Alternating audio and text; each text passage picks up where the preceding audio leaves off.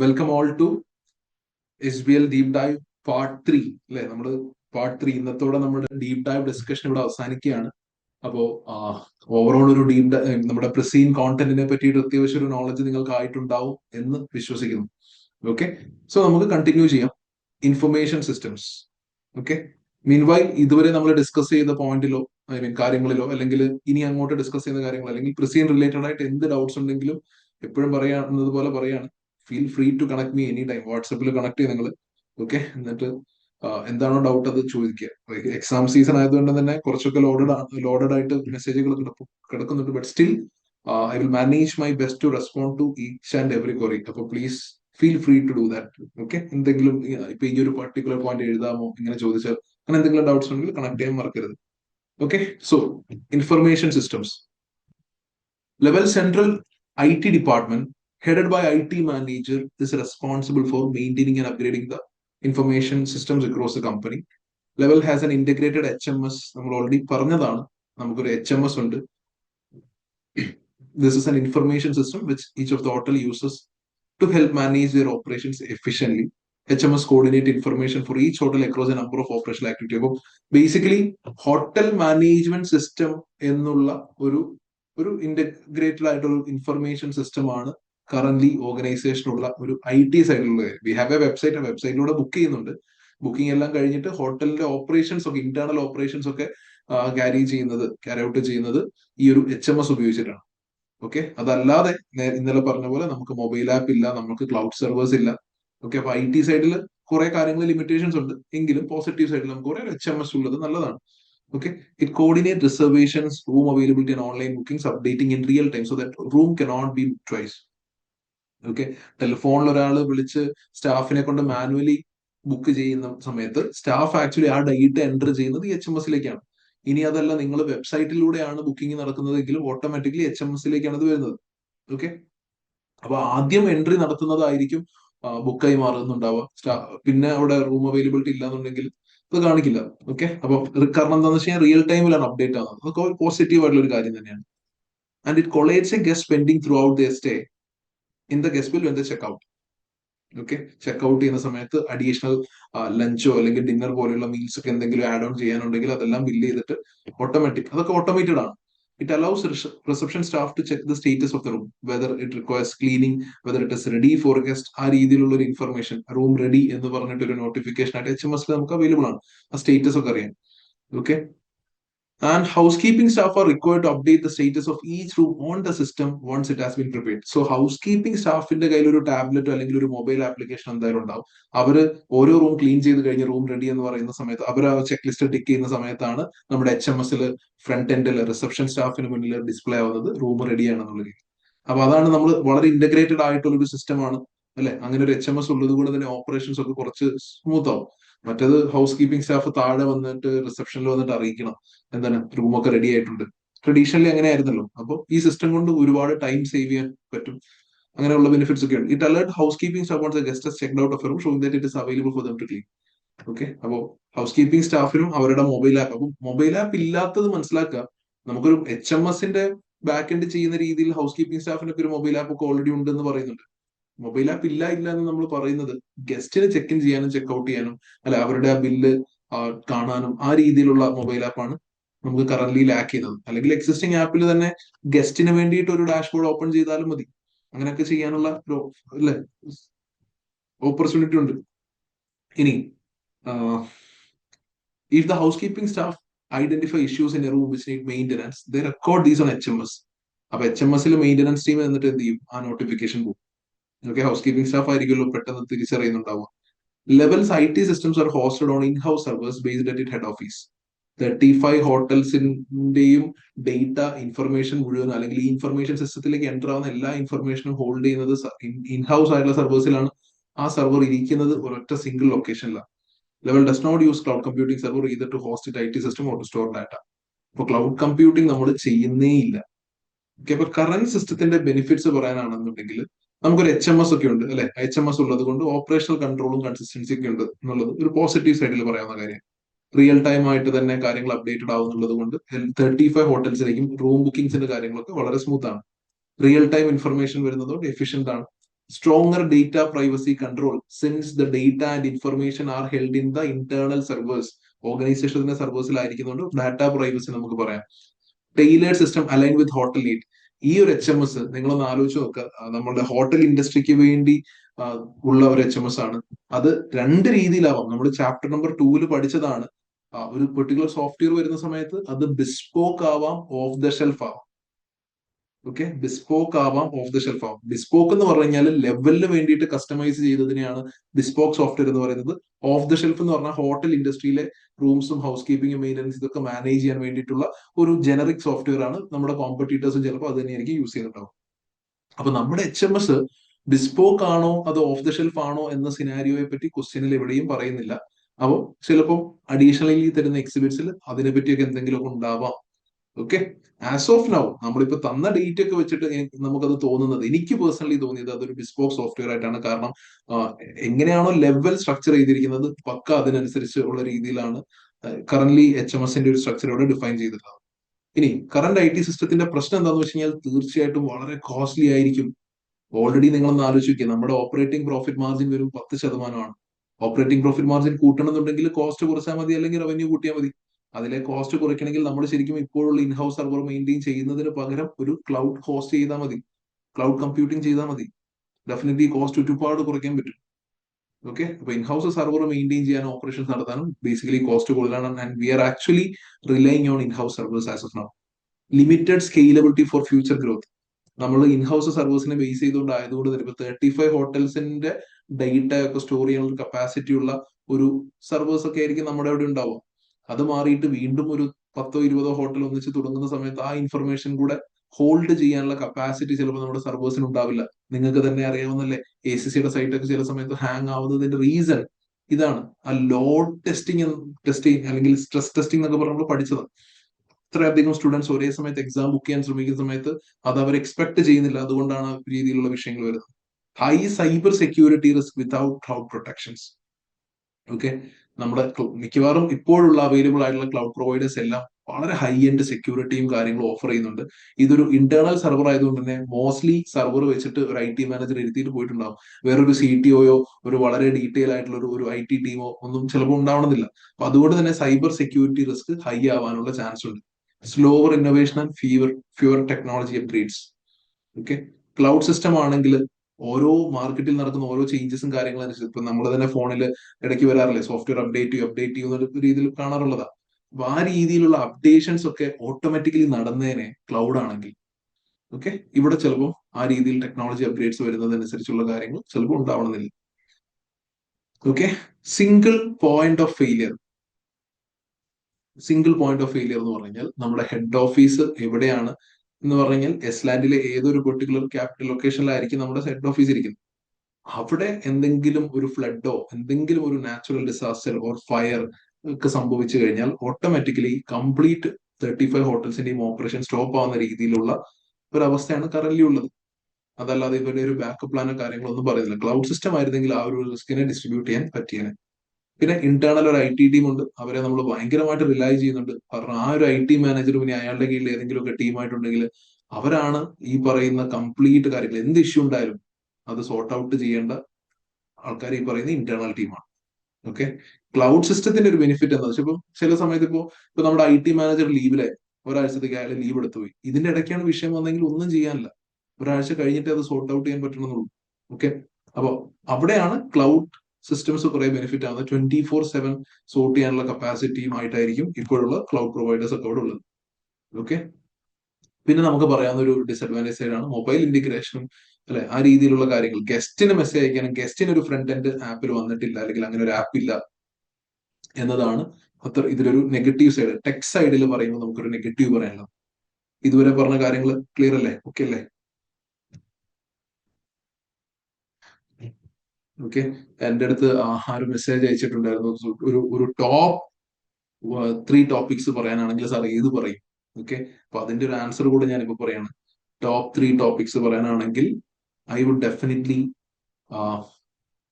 Focusing ടെക്നോളജിയെ പറ്റിയിട്ട് വളരെയധികം. അത് ഡേറ്റ അനലിറ്റിക്സ് ആയിക്കോട്ടെ, ആർട്ടിഫിഷ്യൽ ഇന്റലിജൻസ് ആയിക്കോട്ടെ, സൈബർ സെക്യൂരിറ്റി സൈഡ് ആയിക്കോട്ടെ, ഇതൊക്കെ ടെക് സൈഡാണ്. പിന്നെ ഇപ്പൊ നമ്മൾ കണ്ടില്ലേ ഇൻഫർമേഷൻ സിസ്റ്റംസ്. അപ്പോൾ ടെക്കിനെ പറ്റിയിട്ട് ഒരുപാട് സംസാരിച്ച ഒരു പ്രിസീൻ സിനാരിയോ ആണിത്.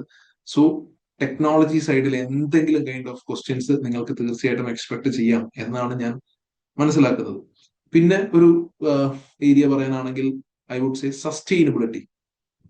സസ്റ്റൈനബിലിറ്റിയെ പറ്റിയിട്ടും ഈവൻ നമ്മുടെ സപ്ലൈസിന്റെ പോലും എൻവയോൺമെന്റ് ക്രെഡൻഷ്യൽസ് വളരെ ഇമ്പോർട്ടന്റ് ആണ് എന്ന് പറയുകയും നമ്മൾ തന്നെ വേസ്റ്റ് റിഡക്ഷൻ നടത്തുവാനും കാർബൺ എമിഷൻ റിഡ്യൂസ് ചെയ്യാനുള്ള എഫേർട്സിന്റെ പറ്റിയിട്ടൊക്കെ പറയുന്നുണ്ട്. എക്കോ കോൺഷ്യസ് കസ്റ്റമേഴ്സ് ഒക്കെ പറയുന്നുണ്ട്. അപ്പൊ sustainability reporting, triple bottom line reporting എന്നൊക്കെ പറയുന്നത് വളരെ ഇമ്പോർട്ടന്റ് ആയിട്ടുള്ള സെക്കൻഡ് ടോപ്പിക് ആയിട്ട് ഞാൻ റാങ്ക് ചെയ്യും. ആൻഡ് തേർഡ് ടോപ്പിക്, എല്ലാ ക്വസ്റ്റ്യനിലും ഇതുവരെ നമ്മൾ ചെയ്ത ഏത് ക്വസ്റ്റ്യൻ എടുത്തു നോക്കിയാലും you can see a question on risk management അല്ലെങ്കിൽ ആബ്സെൻസ് ഓഫ് റിസ്ക് കമ്മിറ്റി, അങ്ങനെ എന്തെങ്കിലുമൊക്കെ കാണാം. അപ്പൊ ഇവിടെയും ഒരു റിസ്കിനെ പറ്റിയിട്ടാണ് ഇനി നമ്മൾ സംസാരിക്കാൻ പോകുന്നത്. സോ ബേസിക്കലി റിസ്ക് മാനേജ്മെന്റിനെ ബേസ് ചെയ്തൊരു ക്വസ്റ്റ്യൻ തീർച്ചയായിട്ടും ഞാൻ എക്സ്പെക്ട് ചെയ്യുന്നുണ്ട്. എല്ലാ പ്രാവശ്യവും വരാറുള്ളത് കൊണ്ടാണ്, റിസ്ക് മാനേജ്മെന്റ് ബേസിക്കലി ചോദിക്കാറുള്ളത് കൊണ്ട് ഇവിടെയും അത് എക്സ്പെക്ട് ചെയ്യുന്നുണ്ട്. ഈവൻ ദോ റിസ്ക് കമ്മിറ്റി ഒക്കെ ഉണ്ട്, റിസ്ക് എല്ലാം പക്ക ഗവേണൻസ് ബേസ്ഡ് ആയിട്ട് തന്നെ പോകുന്നുണ്ട്. We have an internal audit function which also look after the risk management ഒക്കെ ഉണ്ടെങ്കിൽ പോലും അല്ലെ, റിസ്ക് എപ്പോഴും ചോദിക്കാറുള്ളത് കൊണ്ട് ഐ വുഡ് സേ റിസ്ക്. പിന്നെ ഇതാണ് 3 കീ ടോപ്പിക്സ്. അതേപോലെ പിന്നെ ഈ പറയുന്ന പോലെ ജോയിന്റ് വെഞ്ചർ, ഫ്രാഞ്ചൈസിങ്, അങ്ങനെയുള്ള പ്രപ്പോസൽസ് ചോദിക്കാം. Proposal to acquire, proposal to get acquired, proposal to run joint venture, proposal to start franchise agreements, ഇതൊക്കെ സിനാരിയോസിൽ വരാൻ സാധ്യതയുണ്ട്. Okay, getting into risk area. Levels board through risk and audit committee is responsible for overseeing assessment and disclosure of company's key risk. It also oversees system of internal control. അതായത് സാധാരണഗതിയിൽ എന്താണോ risk കമ്മിറ്റിയും audit committee ഒക്കെ ചെയ്യുന്നത് ആ കാര്യങ്ങളൊക്കെ തന്നെയാണ്. എന്നിട്ട് levels principal risk are summarized in risk register. These have been identified as level current face ചെയ്യുന്ന പ്രിൻസിപ്പൽ റിസ്ക്. ഇതൊക്കെ റിസ്ക് രജിസ്റ്ററിൽ സമ്മറൈസ് ചെയ്ത് വെച്ചിട്ടുണ്ട്. Competition, pricing, reputation, people, technology and data security. 7 risk ഇവിടെ പറയുന്നുണ്ട്. പക്ഷെ ഈ 7 റിസ്കില്, അല്ല 6 റിസ്ക് അല്ലെ, ഈ 6 റിസ്കില് എന്ത് പറയുന്നില്ല, ഇതിനോട് അസോസിയേറ്റ് ചെയ്തുകൊണ്ടുള്ള പ്രോബബിലിറ്റിയും പിന്നെ എന്തായിരുന്നു കമന്റ് ചെയ്ത, നമ്മൾ റിസ്ക് രജിസ്റ്റർ സംസാരിക്കുന്ന സമയത്ത് risk register very good, very good ഓർമ്മയില്ല, സൊഫ പ്രീതി ചാൾസ്, വെരി ഗുഡ്. ഇമ്പാക്ട് പറയുന്നില്ല അല്ലെ. പ്രോബബിലിറ്റി ഇമ്പാക്ട് എപ്പോഴും എന്തായാലും പറയണം എന്ന് നമ്മൾ സംസാരിച്ചിട്ടുള്ളതാണ് റിസ്ക് രജിസ്റ്റർ. ഒരുപക്ഷെ പ്രിൻസിപ്പൽ റിസ്കിന്റെ ഒക്കെ ഒരു സമ്മറി ആയിട്ട് ഉള്ള കാര്യങ്ങൾ, അതായത് റിസ്ക് രജിസ്റ്ററിന്റെ ഒരു എക്സിബിറ്റ് അല്ലല്ലോ ഇത്. റിസ്ക് രജിസ്റ്ററിലുള്ള പ്രിൻസിപ്പൽ റിസ്കിന്റെ സമ്മറിയാണ്. അപ്പോൾ റിസ്ക് രജിസ്റ്റർ ചിലപ്പോൾ പ്രോബിലിറ്റി ഇമ്പാക്ട് ഒക്കെ തന്നിട്ടുണ്ടാവും, അത് വേറെ കാര്യം. ഓക്കെ, എന്തായാലും നമ്മുടെ പ്രിൻസിപ്പൽ റിസ്കിൽ ഓരോ ഐറ്റംസ് നമുക്ക് നോക്കാം. കോമ്പറ്റീഷൻ, ഡെഫിനറ്റ്ലി നമ്മൾ ആദ്യം മുതലേ പറയുന്നതാണ്, ഹൈലി ഫ്രാഗ്മെന്റഡ് ഇൻഡസ്ട്രി ആണ്. ടോപ്പ് 5 പ്ലേയേഴ്സ് നോക്കിയിട്ട് പോലും 23% മാർക്കറ്റ് ഷെയർ ഹോൾഡ് ചെയ്യാൻ പറ്റിയിട്ടില്ല. അപ്പൊ ആ രീതിയിൽ കോമ്പറ്റീഷൻ ആണ്. അപ്പൊ അങ്ങനെ ഒരു കോമ്പറ്റീഷൻ നമുക്ക് വിത്ത്സ്റ്റാൻഡ് ചെയ്യാൻ പറ്റാതെ വന്നു കഴിഞ്ഞാൽ we could result in a loss of market share. Pricing, optimal price കണ്ടെത്തുക എന്ന് പറയുന്നത് വളരെ ചാലഞ്ചിങ് തന്നെയാണ്. പ്രൈസ് കൂടിയാൽ ഒക്കുപ്പൻസി റേറ്റ് കുറയും, പ്രൈസ് കുറച്ചാൽ നമ്മുടെ റവന്യൂസിനെ അത് എഫക്ട് ചെയ്യും. റെപ്യൂട്ടേഷൻ, ഗസ്റ്റ് എക്സ്പീരിയൻസ് മോശമാണെങ്കിൽ തീർച്ചയായിട്ടും റെപ്യൂട്ടേഷൻ ഡാമേജ് ഉണ്ടാവും. പീപ്പിളിന്റെ സൈഡിൽ സ്റ്റാഫിന്റെ കാര്യം പറയുന്നത്, സ്റ്റാഫിനെ റീറ്റെയിൻ ചെയ്ത് നിർത്താനൊന്നും കഴിഞ്ഞിട്ടില്ല എന്നുണ്ടെങ്കിൽ ഗസ്റ്റ് എക്സ്പീരിയൻസിനെ വീണ്ടും എഫക്ട് ചെയ്യും. ടെക് സൈഡിൽ തീർച്ചയായിട്ടും നമ്മൾ ഒരു റിസ്ക് ഫേസ് ചെയ്തിട്ടുണ്ട്, since we are lacking a CTO as well as അല്ലെ businesses heavily reliant on the availability, security and performance of website. വെബ്സൈറ്റിലൂടെയാണ് ബുക്കിംഗ്സ് എല്ലാം മെജോറിറ്റി പോകുന്നത്. അപ്പൊ അതൊരു ക്രിട്ടിക്കൽ ബിസിനസ് ഓപ്പറേറ്റിംഗ് സിസ്റ്റം മാറി. And also HMS as well. And then data security. എന്തുകൊണ്ടാന്ന് വെച്ച് കഴിഞ്ഞാൽ ഓൾറെഡി എസ്ലാൻഡിലെ വളരെ സ്ട്രിക്ട് ഡാറ്റ പ്രൊട്ടക്ഷൻ ലോസ് ഉണ്ട്. അപ്പോൾ ഫൈൻസും റെപ്യൂട്ടേഷൻ ഡാമേജും ലോസ് ഓഫ് ഫ്യൂച്ചർ ബുക്കിംഗ്സ് ഒക്കെ സംഭവിക്കും ഡാറ്റ സെക്യൂരിറ്റിയിൽ ഒരു ത്രെറ്റ് നമ്മൾ നേരിടുകയാണെങ്കിൽ. ഇത്രയും കാര്യങ്ങളാണ് റിസ്കിൽ നമ്മൾ പറയുന്നത്. ഇനി നമ്മളിവിടെ ചെയ്തു വെച്ചിരിക്കുന്നത് എന്താണെന്ന് വെച്ച് കഴിഞ്ഞാൽ ഓരോ റിസ്കിനും ഈ റിസ്ക് സംഭവിച്ചു കഴിഞ്ഞാലുള്ള ഒരു ഇമ്പാക്റ്റും അതിന്റെ റെക്കമെൻഡേഷനും പറയുന്നത്. ഒന്ന് വായിച്ചു നോക്കി. First item competition. Heavy competition ആണെങ്കിൽ what is going to happen, അതാണ് impact. What will happen to level ഈ ഒരു കോമ്പറ്റീഷൻ കാരണം. ഇനി റെക്കമെൻഡേഷൻ, എങ്ങനെ നമുക്കിത് പിടിച്ചു നിൽക്കാം ഈ ഒരു റിസ്ക് ഫേസ് ചെയ്യുന്നതിൽ നിന്ന്. ഒന്ന് ജസ്റ്റ് ഒന്ന് വായിച്ചു നോക്കിയേ, എന്നിട്ട് എക്സ്പ്ലെയിൻ ചെയ്യാം.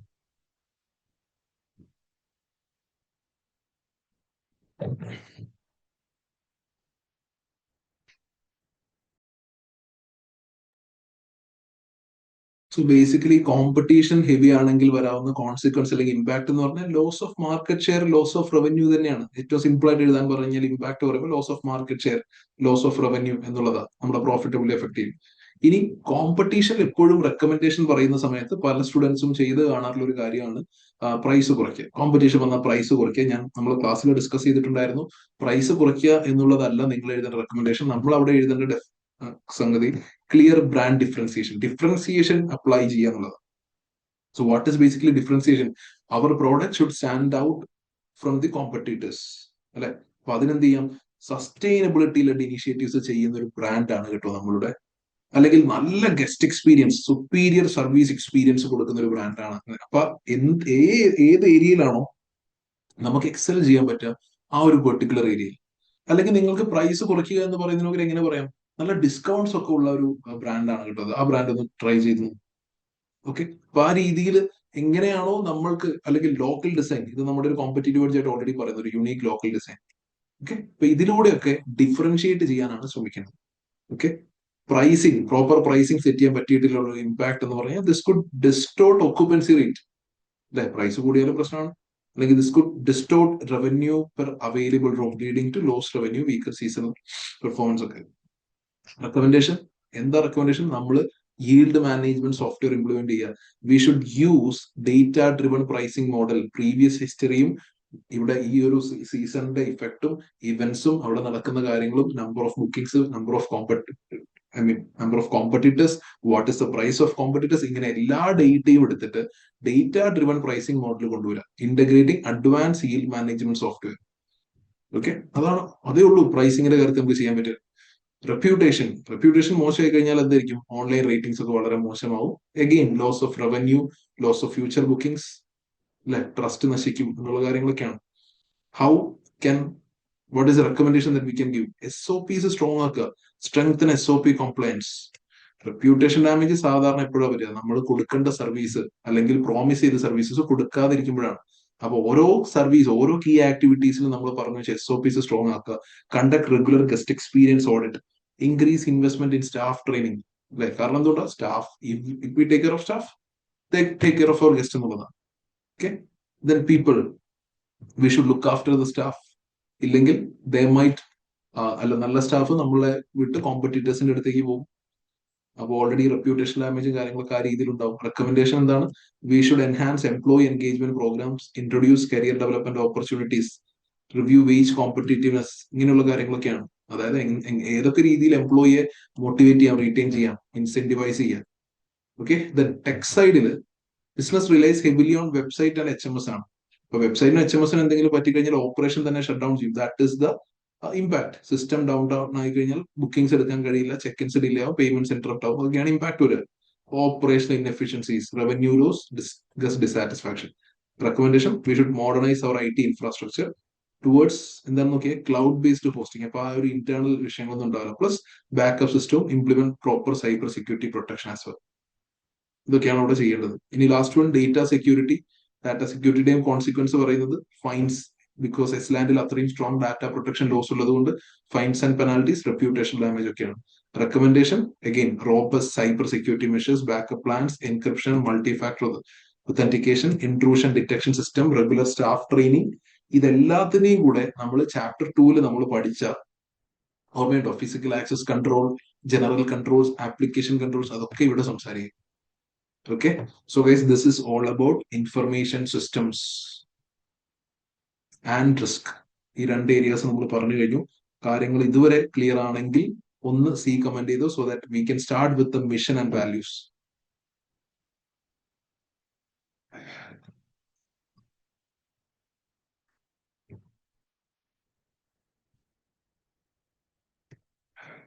എല്ലാവരും കമന്റ് ചെയ്യാമോ? Hello, okay, perfect, thank you. അങ്ങനെയാണെങ്കിൽ അടുത്ത മിഷനിലേക്ക് പോവാം. മിഷനിലേക്ക് പോകുന്നതിന്റെ കൂടെ തന്നെ ഞാൻ ഒരു കാര്യം പറഞ്ഞോട്ടെ. ഇതുവരെ നമ്മൾ പ്രാക്ടീസ് ചെയ്ത എല്ലാ ക്വസ്റ്റ്യനിലും, NCCP ആയിക്കോട്ടെ, ഡൂൾസ് ആയിക്കോട്ടെ, കൊഫോൾഡ് ആയിക്കോട്ടെ, ഇതിലൊക്കെ നമ്മൾ കണ്ടൊരു കാര്യം, മിഷനിൽ പറഞ്ഞിരിക്കുന്ന കാര്യങ്ങളോട് കോൺഫ്ലിക്റ്റിംഗ് ആയിട്ടുള്ള ഒരു സിനാരിയോ എക്സാമിന് തരുന്ന എക്സിബിറ്റിൽ വരാം. അല്ലെ? നമ്മളുടെ ഒരു പ്രീവിയസ് പാറ്റേൺ വെച്ചിട്ടുള്ള ഒരു അനാലിസിസ് ആണ് അതെ. അപ്പൊ നമ്മുടെ മിഷൻ എന്താ? To provide an exceptional experience for every guest every time they visit. ഗസ്റ്റിന് ഏറ്റവും അടിപൊളി എക്സ്പീരിയൻസ് കൊടുക്കുക അവർ എപ്പോ വന്നാലും. That is the mission. എന്നിട്ട് കുറെ വാല്യൂസ് പറയുന്നുണ്ട്. We take care of our staff so that they take care of our guest. We strive to make the guest experience as enjoyable as possible. വളരെ first class service ആണ് കൊടുക്കുന്നത്. Positivity, we look for solutions not problems. Responsibility, we act in a socially responsible manner in respect of guests, staff, and the communities and the environment in which we operate.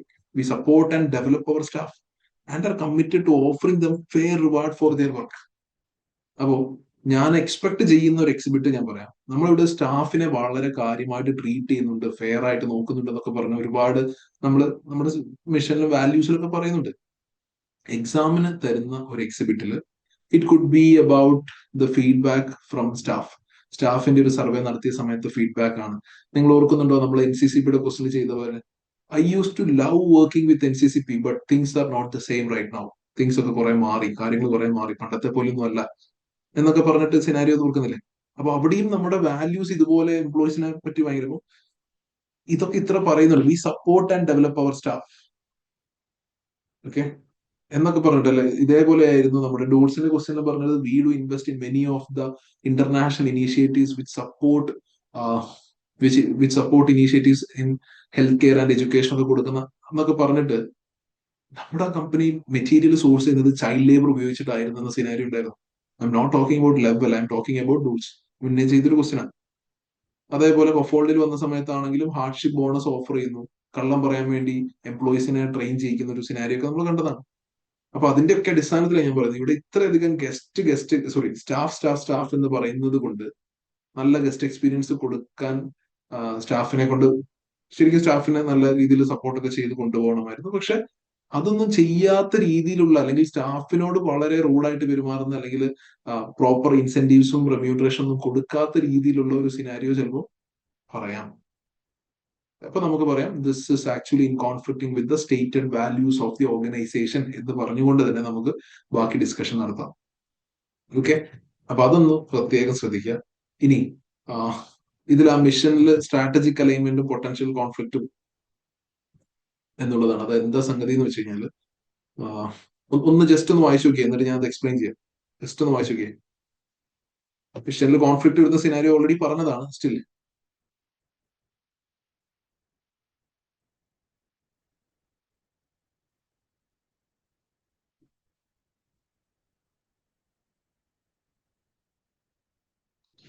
അതായത് നമ്മളിൽ പറയുന്ന മിഷനും values ഒക്കെ തമ്മിൽ conflict ഒന്നുമില്ല നിർത്തുക എന്ന് പറയുന്നതും ശരിക്കും ബുദ്ധിമുട്ടാണ്. അതായത് നമ്മൾ ശ്രമിക്കുന്നത് ഒക്കുപ്പൻസി റേറ്റ് എങ്ങനെയെങ്കിലും കൂട്ടണം, റവന്യൂ പെർ അവൈലബിൾ റൂം കൂട്ടണം, ഓപ്പറേറ്റിംഗ് പ്രോഫിറ്റ് മാർജിൻസ് കൂട്ടണം എന്നുള്ള രീതിയിലൊക്കെയാണ്.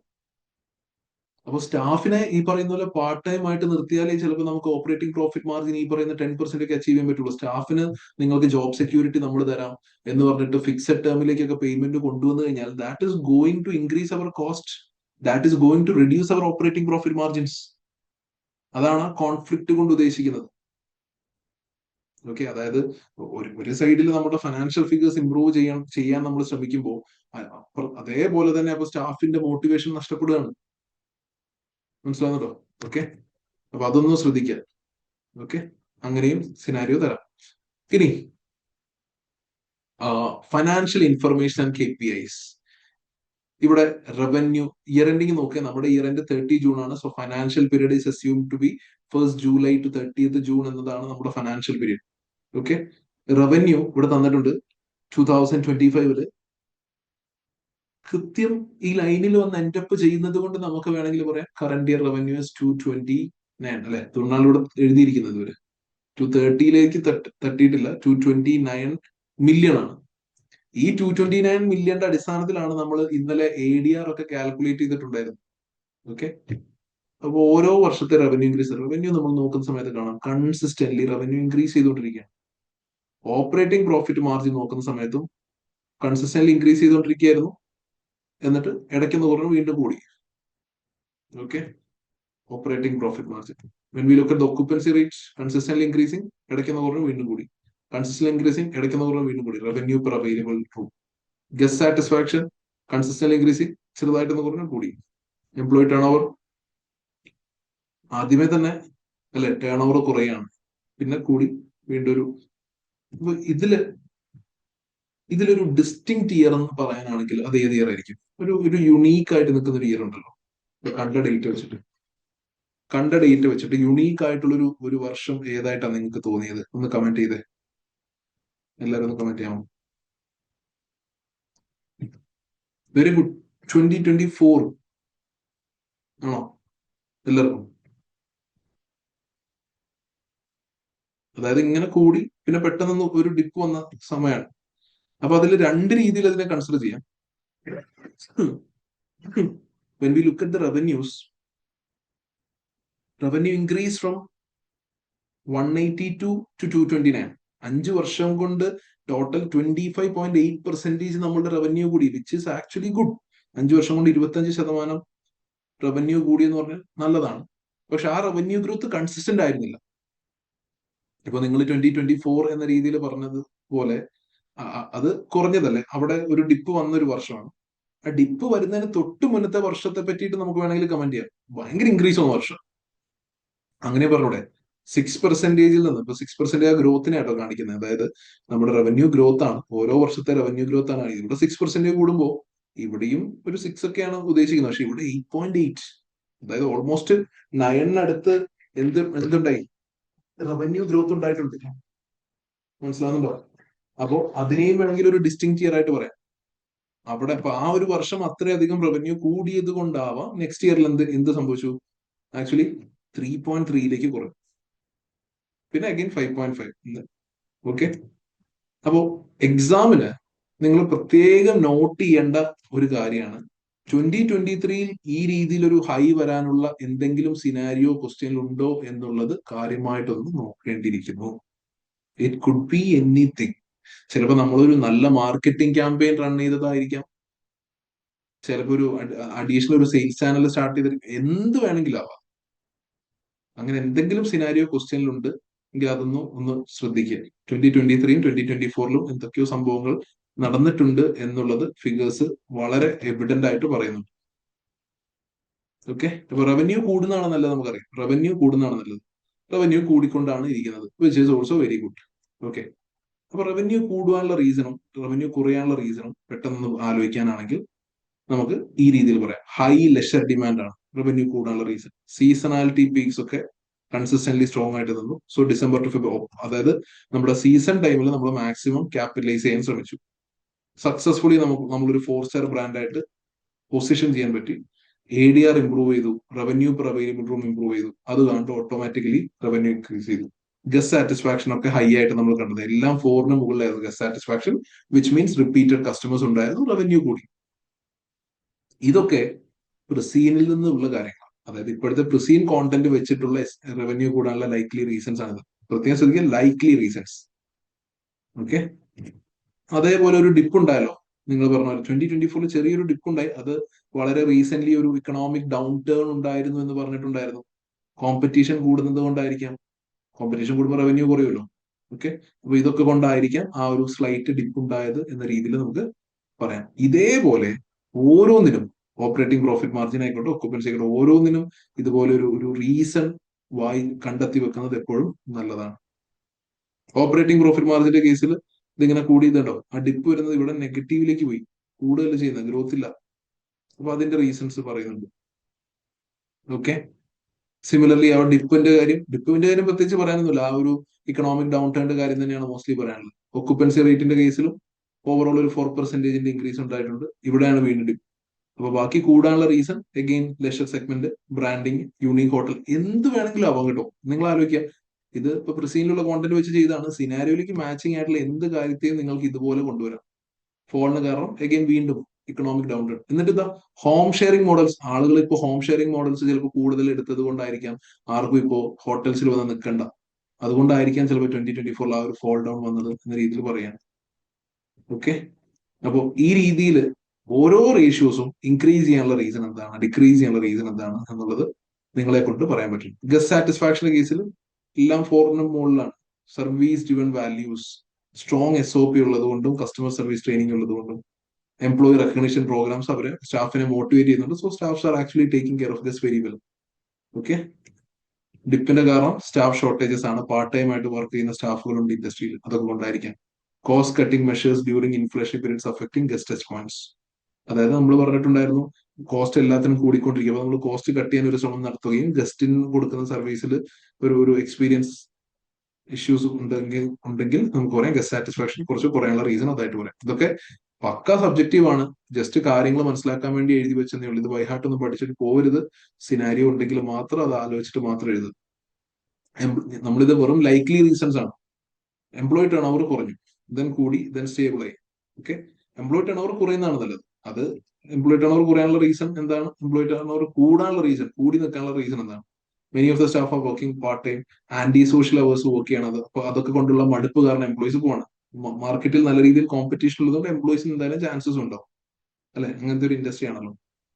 ഓക്കെ, ചെറിയൊരു ഇമ്പ്രൂവ്മെന്റ് ഉണ്ടായിട്ടുണ്ടെങ്കിൽ അത് ആ വർഷം ലോഞ്ച് ചെയ്ത എന്തെങ്കിലും എംപ്ലോയ്മെന്റ് റെക്കഗ്നിഷൻ പ്രോഗ്രാംസോ സാലറി ഇൻക്രീസോ ഒക്കെ കൊണ്ടായിരിക്കാം. Okay, it could be specific to this particular year. Okay, വീണ്ടും ഇഷ്യൂസ് ഉണ്ടായിട്ടുണ്ട്. അപ്പോൾ ഈ രീതിയിൽ വേണം നമ്മൾ ഫിനാൻഷ്യൽ പെർഫോമൻസും KPIs പറ്റിയിട്ട് സംസാരിക്കാൻ. ഒരു ഐഡിയ ആയോ? ഞാൻ വീണ്ടും പറയാണ്, these are just likely reason. You have to look at the scenario whether there is anything further provided the scenario. എന്തെങ്കിലും ഫർദർ ഇൻഫർമേഷൻ തന്നിട്ടുണ്ടെങ്കിൽ തീർച്ചയായിട്ടും അത് നോക്കണം. ഇതുവരെ പറഞ്ഞ കാര്യങ്ങൾ ക്ലിയർ ആണോ എന്ന് കമന്റ് ചെയ്തേ. നമ്മുടെ പ്രിസീൻ കോണ്ടന്റ് ഡിസ്കഷൻ ഇവിടെ അവസാനിക്കുകയാണ്. കാര്യങ്ങൾ ഓക്കെ അല്ലേ? നിങ്ങൾ എന്തായാലും ഒന്ന് വായിച്ചു നോക്കുക. എന്തെങ്കിലും ഡൗട്ട്സ് ഉണ്ടെങ്കിൽ ഞാൻ ഒന്നുകൂടെ പറയാണ്, feel free to connect me back. എന്ത് പൊട്ട ഡൗട്ട് ആണെങ്കിലും ഒരു കുഴപ്പമില്ല, അതെന്തായാലും ചോദിക്കുക കേട്ടോ. ഓക്കെ, ഇനി അടുത്ത 15 പേജസ്, അടുത്തൊരു 15 പേജസ് ഞാൻ വളരെ റാൻഡംലി നമ്മളുടെ എക്സാമിലേക്ക്, നമ്മുടെ തന്നിരിക്കുന്ന പ്രസീൻ വെച്ചിട്ട് എക്സാമിലേക്ക് ഏതെങ്കിലും ഒരു വന്നേക്കാവുന്ന, അല്ലെങ്കിൽ ഇപ്പൊ നമ്മൾ ഓൾറെഡി കുറെ ടോപ്പിക്സ് അങ്ങനെ രീതിയിൽ പറഞ്ഞു വരാൻ സാധ്യതയുണ്ട്, അല്ലെങ്കിൽ വന്നേക്കാം. അടുത്തത് SBLന്റെ സിലബസിലെ ഓരോ ചാപ്റ്റേഴ്സിലെ കുറച്ച് കീ ആയിട്ടുള്ള കാര്യങ്ങളുണ്ടല്ലോ. അപ്പൊ അതിൽ ഈ ഒരു സിനാരിയോയിൽ നിന്ന് അപ്ലൈ ചെയ്യാൻ പറ്റുന്ന കാര്യങ്ങൾ എന്താണ്, അല്ലെങ്കിൽ അങ്ങനെ ചോദിച്ചാൽ എന്ത് എഴുതും എന്ന രീതിയിൽ കുറച്ച് ഇൻസൈറ്റ്സ് ഒക്കെ തരുന്ന ടോപ്പിക്സ് ആണ് പറഞ്ഞു വെക്കുന്നത്. ഓക്കെ, അപ്പൊ നിങ്ങൾ ആദ്യത്തെ ടോപ്പിക്കായിട്ട് നമ്മൾ stakeholder mapping model.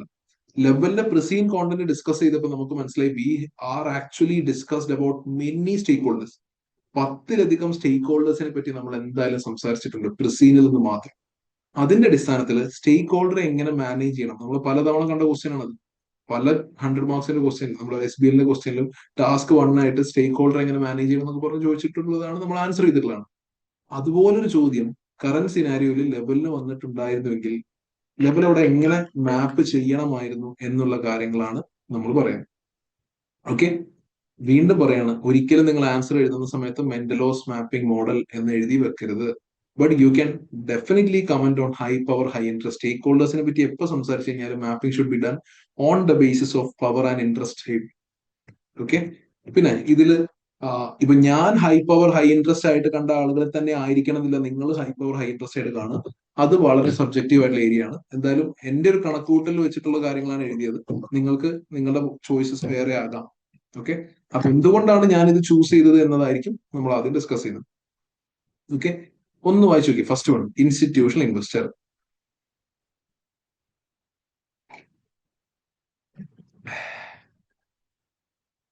Institutional ഇൻവെസ്റ്റേഴ്സിന് 80% ഷെയർ ഹോൾഡിംഗ് ഉണ്ട്. നമ്മൾ ലിസ്റ്റഡ് കമ്പനിയാണ്. ഒബ്വിയസ്ലി അവർക്ക് പവർ ഹൈ ആയിരിക്കും, because they can influence strategic decision. Voting ഒക്കെ വന്ന അവർക്ക് എന്തായാലും മെജോറിറ്റി അവർ പറയുന്നതായതുകൊണ്ട് അല്ലെ, അവർക്കാണ് കൺട്രോൾ ഒക്കെ ഉള്ളത്. High interest, definitely high interest ഉണ്ടാവും, because they have invested lot of money into this. So they are actually interested in the returns that they should get. Board of directors എന്ന് പറഞ്ഞാൽ നമ്മുടെ സിഇഒയും NEDസും ബാക്കി എക്സിക്യൂട്ടീവ്സും ചെയർമാനൊക്കെയാണ്.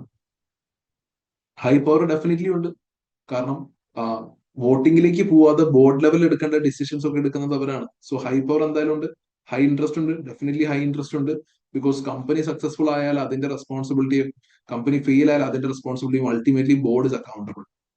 Okay, third one, Visit Esland other body. മൂന്നാമതൊരു stakeholder ഹോൾഡറെ നമ്മൾ പരിചയപ്പെടുത്തുകയാണ്, ദ ടൂറിസം അതോറിറ്റി. അവരുടെ പവർ ഹൈയും ലോ ഇൻട്രസ്റ്റും ആയിട്ടാണ് ഞാൻ ചെയ്തത്. So we have to keep them satisfied എന്നുള്ള ഫ്രെയിംവർക്കിലേക്ക് വരും. ഇവരുടെ പവർ ഹൈ ആണെന്ന് പറയാനുള്ള റീസൺ, ദേ ക്യാൻ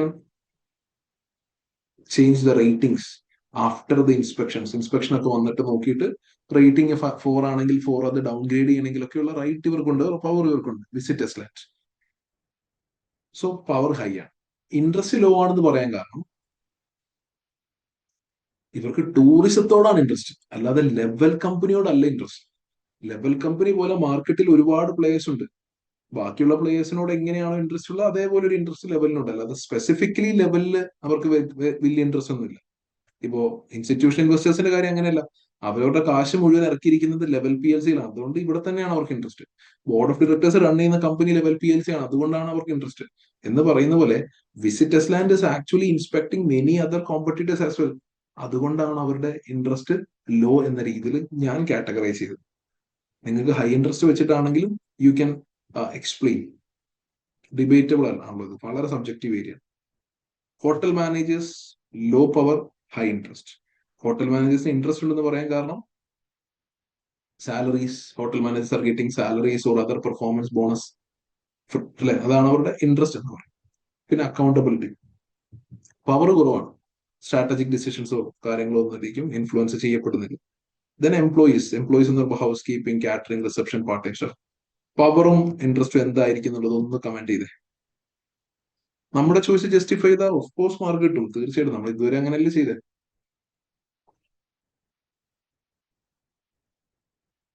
എംപ്ലോയീസിന്റെ പവറും ഇൻട്രസ്റ്റും ഒന്ന് ആലോചിച്ചിട്ട് ഒന്ന് കമന്റ് ചെയ്തേ. Very good out minor. ഒരു ആൻസർ ഞാൻ കണ്ടു.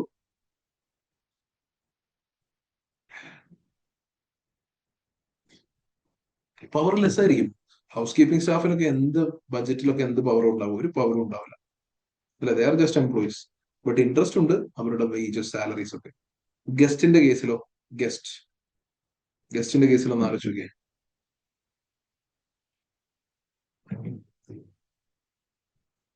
ഗസ്റ്റിന്റെ കേസിൽ ഗസ്റ്റിനും പവർ ഇല്ല. ഗസ്റ്റിനും പവർ ലോ ആണ്, എന്നാൽ ഗസ്റ്റിന് ഇൻട്രസ്റ്റ് ഹൈ ആണ്. ഹോട്ടൽ മാനേജേഴ്സിന് ലോ പവർ എങ്ങനെയാണെന്ന് മനസ്സിലായില്ല. എടാ, അതാ ഞാൻ പറഞ്ഞത്, വളരെ സബ്ജക്റ്റീവ് ആയിട്ടുള്ള കാര്യം. ഹോട്ടൽ മാനേജർ ഒരിക്കലും ബോർഡ് ലെവലിലുള്ള ഡിസിഷൻസിലൊന്നും പാട്ടാവുന്നില്ല. അതായത് സിഇഒയും ചെയർമാനൊക്കെ ഇരുന്നിട്ട് എടുക്കുന്ന ഒരു ഡിസിഷനിൽ ഹോട്ടൽ മാനേജേഴ്സ് പാട്ടാവുന്നുണ്ടോ? ഒരിക്കലും ഇല്ല, അല്ലെ? അപ്പൊ അവർക്ക് ഇതുകൊണ്ട് വലിയ പവർ ഒന്നും ഇല്ല എന്ന രീതിയിൽ കമന്റ് ചെയ്യാം. ഇനി നിങ്ങൾക്ക് ഹോട്ടൽ മാനേജേഴ്സിന് പവർ ഉണ്ട് എന്ന് പറയാം. എന്തിനുള്ള പവർ ഉള്ള? അവരൊരു 25% ഡിസ്കൗണ്ട് കൊടുക്കാനുള്ളത് കംപ്ലീറ്റ്ലി അവരുടെ ഓട്ടോമിൽ വരുന്ന കാര്യമാണ്. അപ്പൊ അവർക്ക് കുറച്ചൊക്കെ പവർ ഉണ്ട് എന്ന് പറഞ്ഞിട്ടും എഴുതാം. അതാണ് ഞാൻ പറഞ്ഞത്, പ്യുവർലി സബ്ജക്റ്റീവ് ആണ്. Okay, that is how you should present things എന്നുള്ളതാണ്. Okay, next one. ഗസ്റ്റിന്റെ കേസിൽ യെസ്, നമ്മളിവിടെ പറഞ്ഞത് ഗസ്റ്റിന് പവർ ലോ ആണ്. ഗസ്റ്റിനും അതുപോലെ വലിയ തീരുമാനങ്ങളൊന്നും എടുക്കാനോ കമ്പനിയുടെ സ്ട്രാറ്റജിക് ഡിസിഷൻ എടുക്കാനോ ഒന്നും ഗസ്റ്റിന് പവർ ഇല്ല, ലോ പവർ. പക്ഷെ ഗസ്റ്റിന് ഇൻട്രസ്റ്റ് ഉണ്ട്. കാരണം ലെഷർ ട്രാവലേഴ്സ് ആണ്, 4 സ്റ്റാർ ട്രാവലേഴ്സ് ആണ്. അപ്പൊ അവർക്ക് എന്തൊക്കെയാണ് നിങ്ങളുടെ ഓഫേഴ്സ്, ഇതൊക്കെ അറിയാൻ ഇൻട്രസ്റ്റ് ഉണ്ട് എന്ന രീതിയിലാണ് ഞാൻ എഴുതിയത്.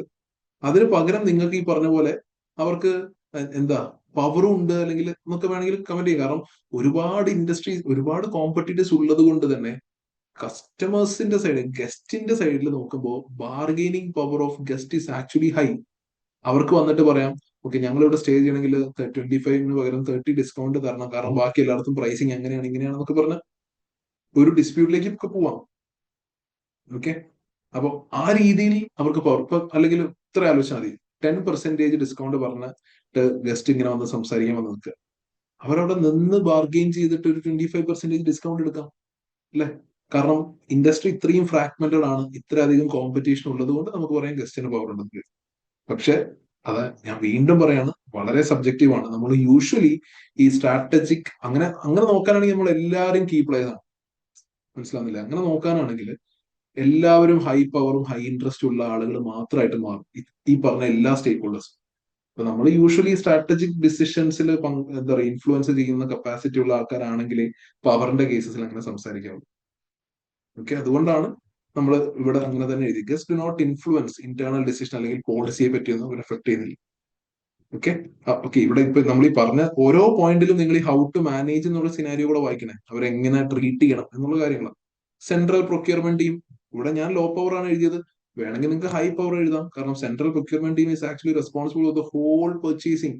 അവർ സ്റ്റക്ക് ആയി കഴിഞ്ഞാൽ കംപ്ലീറ്റ് സ്ട്രാറ്റജി വരെ തെറ്റും. അപ്പൊ അവർക്ക് ഹൈ പവർ ഇല്ലേ? സബ്ജക്റ്റീവ് ആണ്, ഡിസ്പ്യൂട്ട് ചെയ്യാം, തീർച്ചയായിട്ടും ഡിബേറ്റ് ചെയ്യാം. ഓക്കെ, ഹൈ ഇൻട്രസ്റ്റ് തീർച്ചയായിട്ടും, because their works directly depend on demand forecast, sustainability policy, supply standards and hotel operation needs. മാത്രമല്ല ഓരോ ടീമിനും അവരുടെ പെർഫോമൻസ് KPIs കോമ്പൻസേഷനും ഒക്കെ ഉണ്ടാവും. That is the interest. Local supplies ഞാൻ എഴുതി low power high interest.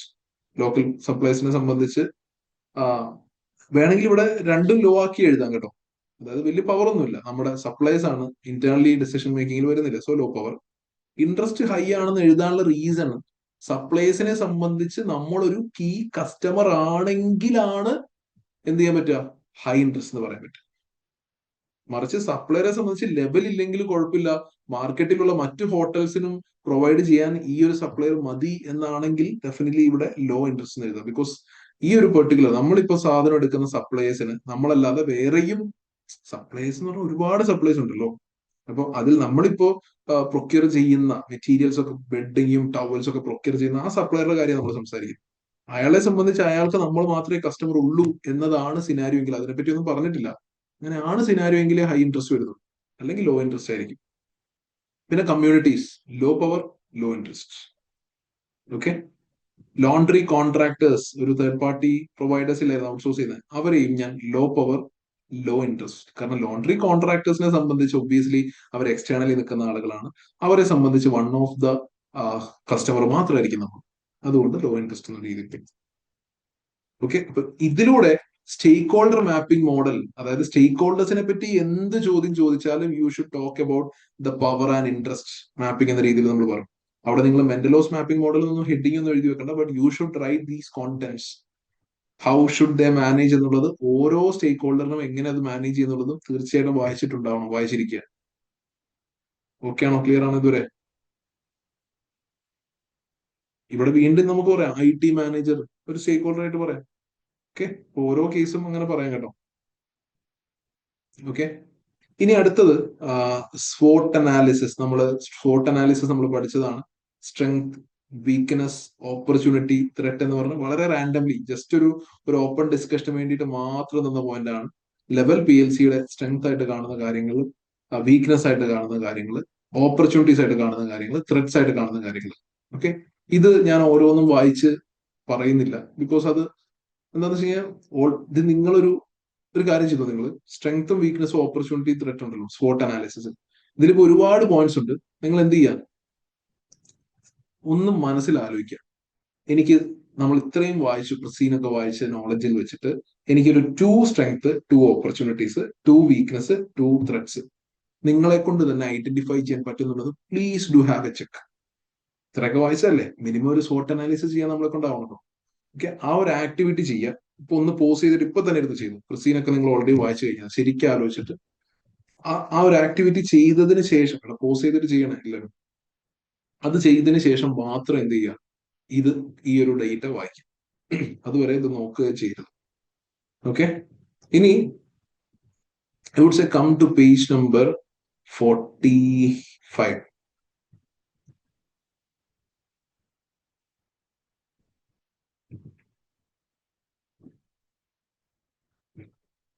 45 use of data analytics and AI at level PLC.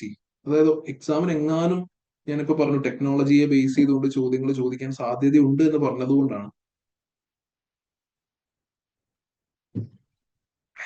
എങ്ങാനും ഡേറ്റ അനലിറ്റിക്സും AI പറ്റിയൊക്കെ ചോദിച്ചു കഴിഞ്ഞാൽ ലെവൽ PLCയുടെ ഓർഗനൈസേഷന്റെ ഉള്ളിൽ എവിടെയൊക്കെ ഡേറ്റ അനലിറ്റിക്സും AI നമുക്ക് ഇംപ്ലിമെന്റ് ചെയ്യാം എന്നുള്ളതിന്റെ ഒരു ആൻസർ ആണ് ഈ. First one, pricing and revenue management. Currently നമ്മൾ സെറ്റ് ചെയ്യുന്ന പ്രൈസിങ് നിങ്ങൾക്ക് അറിയാമല്ലോ.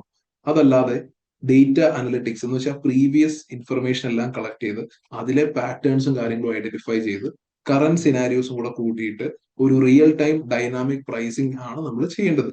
AI can analyse real time data such as demand pattern, competitive pricing, ഇതെല്ലാം നോക്കിയിട്ട് നമ്മൾ റൂം പ്രൈസിങ് സെറ്റ് ചെയ്യണം. ഇവിടെ നമ്മൾ ഡേറ്റ അനലിറ്റിക്സ് AI ഇംപ്ലിമെന്റ് ചെയ്യേണ്ട സിനാരിയോ ആണ്. പിന്നെ demand forecasting and seasonality planning. Okay. നമുക്ക് എന്ത് ചെയ്യാൻ പറ്റും, AI ഉപയോഗിച്ചുകൊണ്ട് ഓരോ മാസവും അല്ലെങ്കിൽ ഓരോ വീക്കൊക്കെ കൃത്യമായിട്ട് നമുക്ക് പ്ലാൻ ചെയ്യാൻ പറ്റും എത്ര ആളുകളായിരിക്കും വരുന്നുണ്ടാവുക. ഓക്കെ. അത് മനസ്സിലാക്കി കഴിഞ്ഞാൽ നമ്മൾ ഫുഡ് റെസ്റ്റോറന്റ് നമുക്കുണ്ട്, റെസ്റ്റോറന്റിലേക്ക് അതിനനുസരിച്ചുള്ള ഇൻഗ്രീഡിയൻസ് മേടിച്ചാൽ മതി, കാരണം ഇത്ര ആളുകൾക്ക് ഫുഡ് ഉണ്ടാക്കേണ്ടതുള്ളൂ. ആ രീതിയിൽ ഡിമാൻഡ് ഫോർകാസ്റ്റ് ചെയ്യാൻ പറ്റും. ഓക്കെ. ഡേറ്റ അനലിറ്റിക്സ് ഉണ്ടെങ്കിൽ പോസിബിൾ ആണ്. Guest personalisation and service enhancement. Okay. ഞാൻ സ്ഥിരമായിട്ട് വിസിറ്റ് ചെയ്യുന്ന ഒരു ഹോട്ടലാണ് ലെവൽ. അപ്പൊ ജോജോ ടോമി എന്ന കസ്റ്റമർ സ്ഥിരമായിട്ട് വരുന്ന സമയത്ത് ഓർഡർ ചെയ്യുന്ന ഫുഡ് എന്താണ്, അല്ലെങ്കിൽ എന്റെ കുറെ പ്രിഫറൻസുകൾ ഉണ്ടാവല്ലോ. ഓക്കെ, എന്റെ പാസ്റ്റ് ഞാൻ വരുന്ന സമയത്തൊക്കെ ഒരു 3 days എന്തായാലും സ്റ്റേ ചെയ്യാറുണ്ട്. അങ്ങനെയുള്ള ബിഹേവിയർ ബൈ ഇൻഡിവിജ്വൽ ട്രാക്ക് ചെയ്യുകയും പിന്നെ ഈവൻ മാർക്കറ്റിംഗിലാണെങ്കിൽ പോലും എനിക്ക് എന്ത് ചെയ്യാം, ഇപ്പൊ സേ ഫോർ എക്സാമ്പിൾ എല്ലാ ഓഗസ്റ്റ് മുതൽ അല്ലെങ്കിൽ സേ ഫോർ എക്സാമ്പിൾ എല്ലാ ഡിസംബർ മന്തിലും ആണ് ഞാൻ ലെവലിലേക്ക് വിസിറ്റ് ചെയ്യുന്നതെന്ന് വിചാരിക്കുക, ഒരു കസ്റ്റമർ വിസിറ്റ് ചെയ്യുന്നെങ്കിൽ ഒരു നവംബർ എൻഡ് ആകുമ്പോഴേ നമുക്ക് ആ ഒരു ഹിസ്റ്റോറിക് പാറ്റേൺ ഐഡന്റിഫൈ ചെയ്യാൻ പറ്റുമെങ്കിൽ ആ ഒരു നവംബർ എൻഡ് ആകുമ്പോഴേ നമ്മളൊന്ന് ഇൻഫോം ചെയ്യാം by email or by app ഉണ്ടായിരുന്നെങ്കിൽ ബൈ നോട്ടിഫിക്കേഷൻസ്. എന്താ ഡിസംബർ ആയി, വെക്കേഷൻ അല്ലെ, നമ്മൾ ഈ സൊമാറ്റോ ഒക്കെ നമ്മളോട് ചെയ്യുന്നത് പോലെ. അപ്പൊ ആ രീതിയിൽ ഒരു പേഴ്സണലൈസ്ഡ് കമ്മ്യൂണിക്കേഷൻ ഒക്കെ നടത്താൻ ഡേറ്റ അനലിറ്റിക്സ് തരുന്ന ഇൻഫർമേഷൻ വെച്ചിട്ട് പോസിബിൾ ആയിരുന്നു. Okay, then fourth one, digital feedback analysis. അതായത് ഈ ഒരു ഇപ്പൊ നിങ്ങൾക്കറിയാം ഹോട്ടൽ ഇൻഡസ്ട്രിയാണ്, ഇപ്പം Booking.com, Airbnb അല്ലെങ്കിൽ ട്രിപ്പ് അഡ്വൈസർ, ഒരുപാട് എന്താ പറയാ ഓൺലൈൻ റിവ്യൂസ്, ഹോട്ടൽസിനെ പറ്റി ഓൺലൈൻ റിവ്യൂസ് എഴുതുന്ന വ്ളോഗ്സും കാര്യങ്ങളൊക്കെ നിങ്ങൾ കാണാറുള്ളതാണ്. ബ്ലോഗുകളും അതേപോലെ ടോപ്പ് 10 ഹോട്ടൽസ് ഇൻ എസ്ലാൻഡ് എന്ന ലിസ്റ്റ് ഒക്കെ വരുന്ന സമയത്ത് അതിലൊക്കെ നമ്മുടെ പോസിറ്റീവ്സും പ്രോസും കോൺസും ഒക്കെ എഴുതിയ അങ്ങനെ അനേകായിരം digital feedback is actually available in social media. So അതിൽ നിന്ന് ഡേറ്റ അനലിറ്റിക്സ് ആൻഡ് AI ഉപയോഗിച്ചുകൊണ്ട് we can analyse the sentiments, like what guest actually love at level. ഇത് വളരെ ഈസിലി പോസിബിൾ ആയുള്ള കാര്യം. ഓക്കെ, ഇപ്പൊ നിങ്ങൾക്കൊരു ഒന്നും വേണ്ട, നിങ്ങൾ ഏതെങ്കിലും ഒരു വെബ്സൈറ്റിന്റെ ലിങ്ക് ഇട്ട് കൊടുത്തിട്ട് ജെമിനിക്ക് ഇട്ട് കൊടുക്കുകയാണ്, ഇതൊന്ന് സമ്മറൈസ് ചെയ്തിട്ട് ഒന്ന് പറഞ്ഞുതരാൻ പറഞ്ഞാൽ ആ കംപ്ലീറ്റ് ഫീഡ്ബാക്കും പറഞ്ഞു തരും. ഓക്കെ, അപ്പോൾ അതാണ് ആ ഫീഡ്ബാക്ക് അനാലിസിസ് ആണ് ശരിക്കും ചെയ്യുന്നത്. എന്നിട്ട് അതിൽ നിന്ന് കസ്റ്റമർ സെന്റിമെന്റ്സ്, ഗസ്റ്റിന്റെ സെന്റിമെന്റ്സ് വെച്ചാൽ what is that additional service that is actually missing with level എന്നുള്ള ആൻസർ ഒരു ബോർഡ് റൂമിൽ ഇരുന്ന് തീരുമാനിക്കുന്നതിനേക്കാളും എളുപ്പം ഈ രീതിയിലുള്ള ഫീഡ്ബാക്ക് അനാലിസിസ് ചെയ്യുന്നതാണ്. ഓക്കെ, ദെൻ പ്രെഡിക്റ്റീവ് അനലിറ്റിക്സ് ഉപയോഗിച്ച് സ്റ്റാഫിനെ പ്ലാൻ ചെയ്യാം. എത്ര സ്റ്റാഫ് വേണം, അതിൽ തന്നെ എത്ര തന്നെ ഒപ്റ്റിമൈസും ചെയ്യാം. പാർട്ട് ടൈം സ്റ്റാഫിനെ കൊണ്ട് നടക്കുന്ന കാര്യങ്ങളാണോ എന്നുള്ള രീതിയിൽ എന്തൊക്കെ ചെയ്യാം.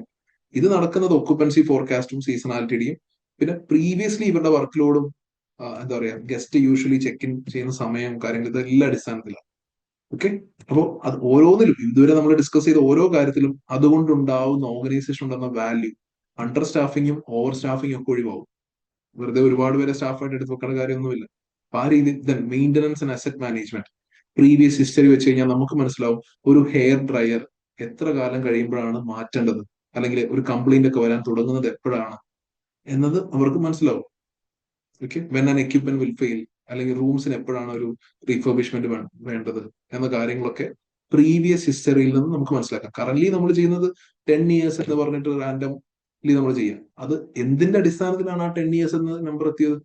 ചിലപ്പോൾ മേ ബി 12 years കഴിഞ്ഞാൽ മതിയായിരിക്കാം ചില ലൊക്കേഷൻസിലെ ഹോട്ടൽസ് റീഫർബിഷ് ചെയ്യേണ്ടത്, ചിലയിടത്ത് 8 years കഴിയുമ്പോൾ റീഫർബിഷ് ചെയ്യേണ്ടി വരും. അല്ലാതെ ചുമ്മാതെ ഒരു 10 years എന്ന സ്റ്റേറ്റ്മെന്റിലേക്ക് എത്തുന്നത് is not that right.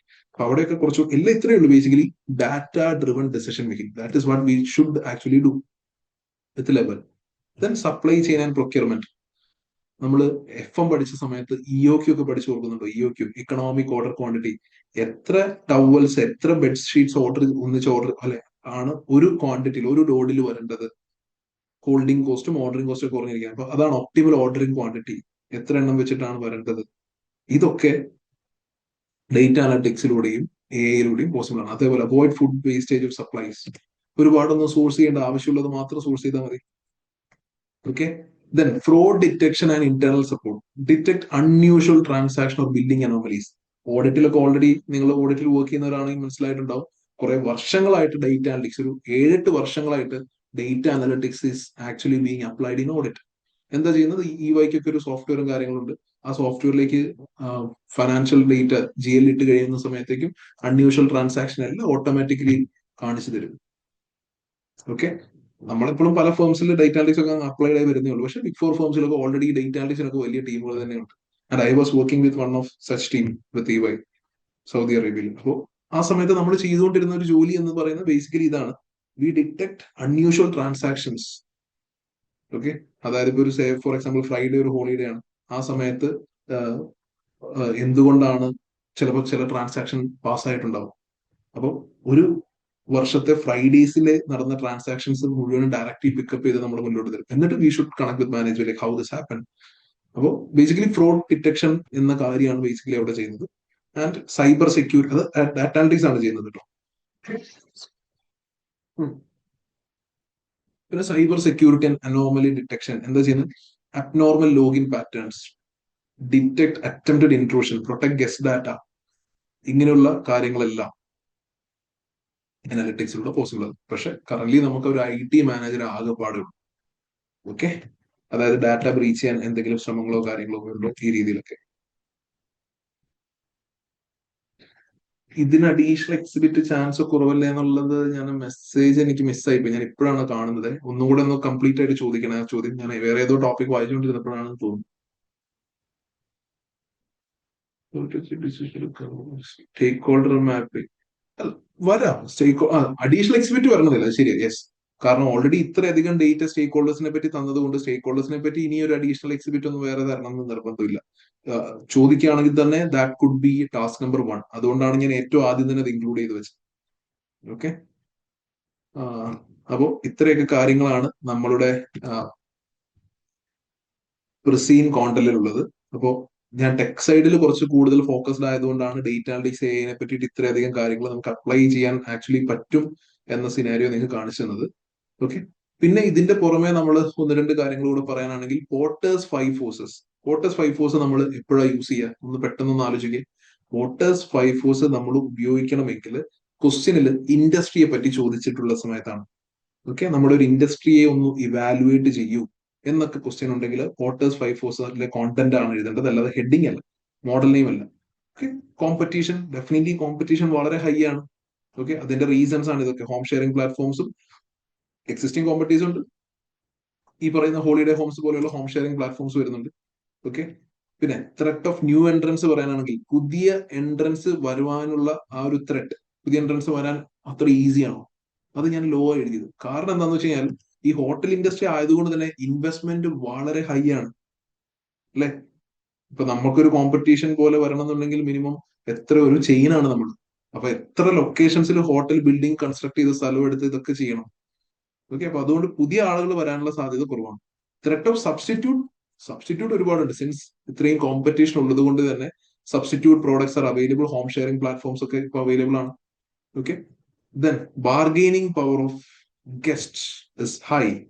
Competition ഉള്ളത് കൊണ്ട് തന്നെ നിങ്ങളില്ലെങ്കിൽ വി ഹാവ് അതേഴ്സ് എന്ന രീതിയിൽ ഗസ്റ്റിന് പറയാനുണ്ട്. Bargaining power of guest is actually high. Okay, bargaining power of suppliers പ്രത്യേകിച്ച് ഞാൻ അതൊരു ഒരു ഹൈ എന്നോ ലോ എന്നോ എഴുതില്ല. ഞാൻ ജസ്റ്റ് ഒരു മീഡിയം എന്ന് എഴുതിയത്. അതിന്റെ റീസൺ പറഞ്ഞുതരാം. ബാർഗനിങ് പവർ ഓഫ് സപ്ലയേഴ്സ് എന്ന് പറയുമ്പോൾ നമുക്കിവിടെ ആക്ച്വലി നമുക്ക് ഫുഡിന്റെ ഇൻഗ്രീഡിയൻസ്, റെസ്റ്റോറന്റിലേക്ക് ഫുഡിന്റെ ഇൻഗ്രീഡിയൻസ് തരുന്ന സപ്ലൈസ് ഉണ്ട്.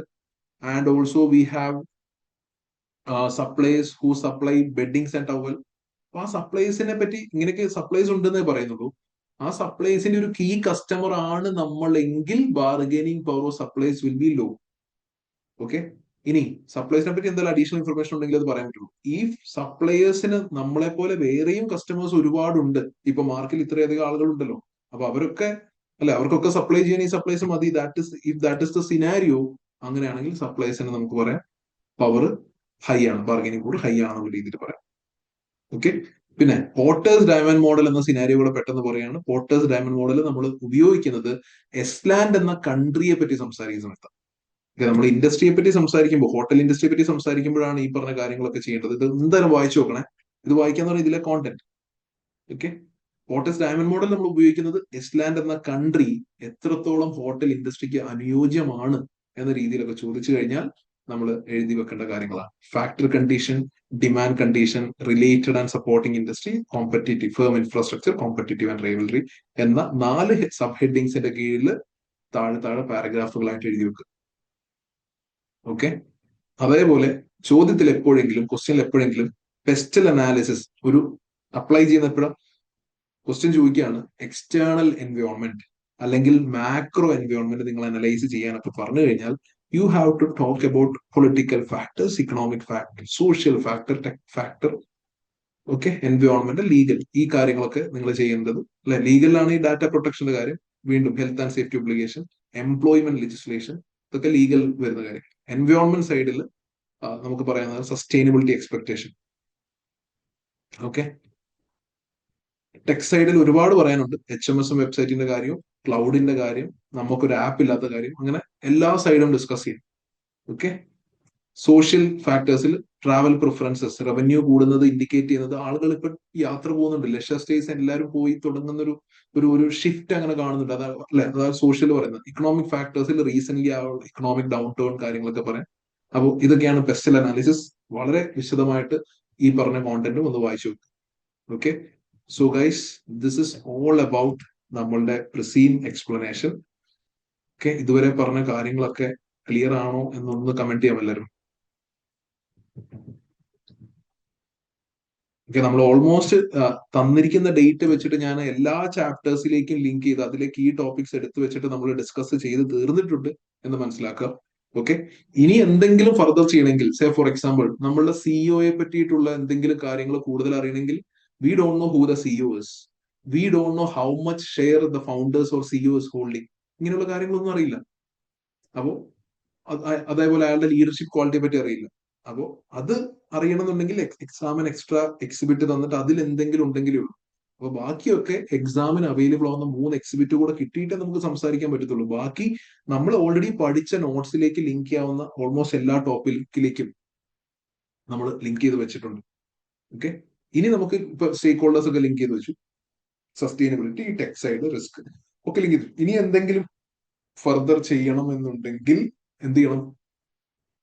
പോർട്ടേഴ്സ് ഡയമണ്ട് മോഡൽ ആണ് യൂസ് ചെയ്യേണ്ടത് എന്ന് എങ്ങനെ ഐഡന്റിഫൈ ചെയ്യാം?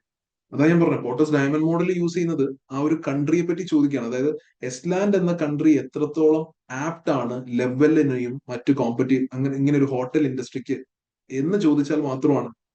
Okay. And if you guys are not sure that this particular model have to be used എന്ന ഒരു പോയിന്റിലേക്ക് നിങ്ങൾക്ക് എത്താൻ പറ്റിയില്ല എന്നുണ്ടെങ്കിൽ, you can answer the question in general, use the common sense and answer. അതാണ് അവിടെ എനിക്ക് പറയാനുള്ള ആൻസർ. ഓക്കെ. കേട്ടോ? ഓക്കെ. സോ ഗൈസ്, നമ്മുടെ സെഷൻ അങ്ങനെയാണെങ്കിൽ നമുക്ക് വൈൻഡ് അപ്പ് ചെയ്യാം. വളരെ ഇമ്പോർട്ടന്റ് ആയിട്ടുള്ള എക്സാമിന്റെ കുറച്ച് എന്താ പറയാ, എക്സാം ടെക്നിക്സ് അല്ലെ, നമ്മൾ എപ്പോഴും പറയാറുള്ളതാണ്. എക്സാമിന്റെ ടെക്നിക്സും കാര്യങ്ങളൊക്കെ ഡിസ്കസ് ചെയ്യുന്ന ഒരു സെഷൻ നാളെ ഉണ്ടാവും. നാളെ മോർണിംഗ് ഉണ്ടാവും എന്തായാലും. സോ പ്ലീസ്, എനിക്കറിയാം പലർക്കും വർക്കിംഗ് സമയമാണ്, അല്ലെങ്കിൽ നാളെ ഒരു വീക്ക് ഡേയും കാര്യങ്ങളാണ്. നമ്മൾ ഓൾറെഡി നോക്കി നിന്നിട്ട് കാര്യമില്ല. അതുകൊണ്ടാണ് ഒരു ഹാർഡ്ലി ഒരു 30 മിനിറ്റ്സിന്റെ ഒരു സെഷനാണ്. ഇന്നിപ്പോ ഒരു ത്രോട്ട് ഉണ്ടായിരുന്നെങ്കിൽ, കുറച്ച് കപ്പാസിറ്റി ഉണ്ടായിരുന്നെങ്കിൽ ഞാൻ ഇന്ന് തന്നെ അത് പറഞ്ഞേനെ. അങ്ങനെ ഒരു സെഷൻ നമുക്ക് നാളെ ആയിരിക്കും ഉണ്ടാവുക. ഓക്കെ. അതായത് എന്തൊക്കെ കാര്യങ്ങളാണ് before getting into the exam centre നിങ്ങൾ ശ്രദ്ധിക്കേണ്ടത്, അല്ലെങ്കിൽ എക്സാം സെന്റർ കയറിയാലും what to do, exam techniques എന്ന് പറയുന്ന സംഗതികളുണ്ടല്ലോ. കാരണം ഓൾറെഡി നമ്മൾ പറഞ്ഞ പല പല കാര്യങ്ങളാണ്, പല ടോപ്പിക്സിൽ പല ക്വസ്റ്റ്യനിലെ സമയത്ത് പലയിടത്തായിട്ട് നമ്മൾ പറഞ്ഞ എക്സാം ടെക്നിക്സ് ആണ്. അതെല്ലാം കൂടെ കൊളേറ്റ് ചെയ്തിട്ട് സമ്മറൈസ് ചെയ്തിട്ട് നമ്മൾ നാളെ സംസാരിക്കുന്നതായിരിക്കും. അപ്പൊ നാളെ മോർണിംഗ് ഒരു 11 മണി സമയമാണ് ഞാൻ കണക്ക് കൂട്ടുന്നത്. ഓക്കെ. മോർണിംഗ് ഒരു 11 ടു മാക്സിമം 11:30, 11:45, അത്രയും കാര്യങ്ങളാണ് ഞാൻ ജസ്റ്റ് ഒന്ന് സമ്മറൈസ് ചെയ്ത് പറയാൻ വേണ്ടിയിട്ട്. ഇന്നിപ്പോ ഞാൻ പറഞ്ഞ കപ്പാസിറ്റി ഇല്ലാത്തത് കൊണ്ടാണ്. സോ അതിന്റെയും റെക്കോർഡഡ് സെഷൻസ് ഉണ്ടാവും. അപ്പൊ എന്തായാലും ഇൻ കേസ് നിങ്ങൾക്ക് ചെയ്യാൻ കയറാൻ പറ്റിയിട്ടില്ല എന്നുണ്ടെങ്കിൽ നിങ്ങൾ ആ റെക്കോർഡഡ് സെഷൻ എന്തായാലും കാണും. ഓക്കെ. അപ്പൊ അതോടുകൂടെ നമ്മളുടെ എന്താ പറയാ, SBL സെഷൻ ഒഫീഷ്യലി അവസാനിക്കും. ഓക്കെ. നമ്മൾ എന്താ പറയാ, ക്വസ്റ്റ്യൻ പ്രാക്ടീസും കാര്യങ്ങളൊക്കെ ചെയ്തതാണ്. ഇനിയിപ്പോ ഞാൻ വീണ്ടും പറയുന്ന ഒരു കാര്യമാണ്, സാധാരണ ഞാൻ യൂഷ്വലി ഒരു പ്രസീൻ റിലീസ് ചെയ്ത് കഴിഞ്ഞാൽ പ്രസീനെ റിലീസ് ചെയ്തുകൊണ്ട് ഒരു മോക്ക് ക്വസ്റ്റ്യൻസ് ഞാൻ പ്രിപ്പയർ ചെയ്ത് ഇടാറുണ്ടായിരുന്നു. ഓക്കെ. അപ്പൊ അതിന്റെ ഒരു പ്രശ്നം ഞാൻ ഐഡന്റിഫൈ ചെയ്തത്, അതായത് സ്റ്റുഡൻസ് അതിനെ ബേസ് ചെയ്തിട്ട് എന്താ വെച്ച് കഴിഞ്ഞാൽ എക്സാമിനപ്പം ഞാൻ പ്രിപ്പയർ ചെയ്യുന്ന എക്സിബിറ്റിൽ എന്തുണ്ടാവും, പുതിയതായിട്ടുള്ള 3 ഡിഫറൻറ്റ് സിനാരിയോ ആയിരിക്കും. ലെവലിൽ ഒരു ഹോട്ടലിൽ ഒരു സമരം നടക്കുകയാണ്, അങ്ങനെ റാൻഡംലി ഞാനൊരു സിനാരിയോ ക്രിയേറ്റ് ചെയ്ത് ചെയ്യുന്നതായിരിക്കും. അപ്പൊ ആ ക്വസ്റ്റ്യനിൽ കൂടുതൽ സമയം സ്പെൻഡ് ചെയ്തിട്ട് സ്റ്റുഡൻസ് റിയൽ എക്സാം വരുന്ന സമയത്ത് ഈ സിനാരിയോ പ്രിസീനിലായിരുന്നോ അതോ ഞാനിട്ട ക്വസ്റ്റ്യൻ പേപ്പറിലായിരുന്നോ എന്ന രീതിയിൽ ഭയങ്കരമായിട്ട് കൺഫ്യൂഷൻ വരാൻ തുടങ്ങി. ഇപ്പൊ ഞാൻ റാൻഡംലി സിഇഒയുടെ പേരൊക്കെ ഞാൻ വെറുതെ എന്തെങ്കിലുമൊക്കെ പേരിടും. അപ്പൊ അങ്ങനത്തെ ഒരു കൺഫ്യൂഷൻ വരാൻ തുടങ്ങിയ ശേഷമാണ്, മാത്രമല്ല അത് അത്രയും രീതിയിൽ വാല്യൂ ജനറേഷനും ചെയ്യുന്നുണ്ടെന്ന് എനിക്ക് തോന്നുന്നില്ല. കാരണം സിൻസ് നമ്മൾ ഇത്രയധികം ഡിസ്കസ് ചെയ്തു. ഓക്കെ. അപ്പോൾ ഫോക്കസ് ഓൺ പ്രിസീൻ. നമുക്ക് തന്നിരിക്കുന്ന ഡാറ്റ, ഒരുപാട് ഡേറ്റകൾ ഇങ്ങനെ നിങ്ങൾ തലക്കേറ്റത്, തന്നിരിക്കുന്ന പ്രിസീൻ കോണ്ടന്റിലെ വെച്ചിട്ട് എന്തൊക്കെ കാര്യങ്ങൾ വരാം എന്നുള്ള രീതിയിൽ നിങ്ങൾ ചിന്തിച്ചു നോക്കുക. ഈ ഒരു ഡേറ്റ മാത്രം ഫോക്കസ് ചെയ്ത് നോക്കുക. ആൻഡ് എക്സാം ഡേയിൽ കൃത്യം 3 എക്സിബിറ്റ് 3 ഇൻഫർമേഷൻ കൂടെ എക്സ്ട്രാ കിട്ടാനുള്ളൂ. അതിന് ഒരുപാട് സമയമൊന്നും വേണ്ട. ഓക്കെ, അപ്പൊ അതുകൊണ്ട് വളരെ ധൈര്യമായിട്ട് മുന്നോട്ട് പോകും. തീർച്ചയായിട്ടും ഞാൻ ഇപ്പൊ ഞാൻ ഈ പറഞ്ഞ കാര്യങ്ങൾ, ഞാൻ ടെക് സൈഡും സസ്റ്റൈനബിലിറ്റി സൈഡും റിസ്ക് മാനേജ്മെന്റ് സൈഡും പിന്നെ 4-5 പ്രൊപ്പോസൽസും ആണ് ഞാൻ സീരിയസ്ലി എക്സാമിന് എക്സ്പെക്ട് ചെയ്തത്.